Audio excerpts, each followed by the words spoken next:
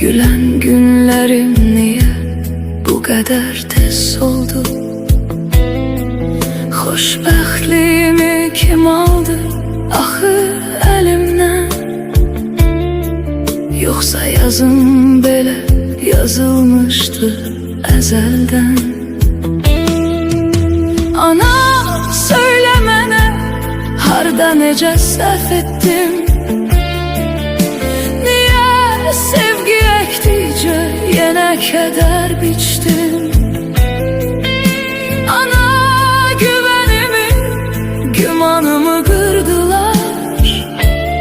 Ümidimi, hayalımı menden aldılar. Yine uşaq olardım, elinden tutardım. Sen danlardın, ben de sessiz, sessiz ağlardım. Böyüdüm bak indi, hayat beni ağladı. Bağışla ana, istemezdim, seni ağladım. Ana ağlama, derdimi bölecek kimse yok. Hayatın yükü, yolun döngesi yaman çok. Ağlama canana, yüreğimi dağlama. Talihsiz balam değil, ne olar ağlama.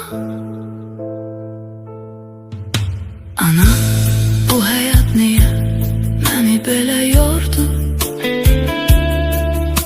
Gülen günlerim niye bu kadar tez oldu? Xoşbəxtliyimi kim aldı axı elimden? Yoksa yazım belə yazılmıştı ezelden. Ana söyle mənə, harda necə səhv ettim? Niye sevgi ektikçe yenə keder biçtim? Ana güvenimi, gümanımı kırdılar. Ümidimi, hayalımı menden aldılar. Yine uşaq olardım, elinden tutardım. Sen danlardın, ben de sessiz, sessiz ağlardım. Böyüdüm bak indi, hayat beni ağladı. Bağışla ana, istemezdim, seni ağladım. Ana ağlama, derdimi bölecek kimse yok. Hayatın yükü, yolun döngesi yaman çok. Ağlama canana, yüreğimi dağlama.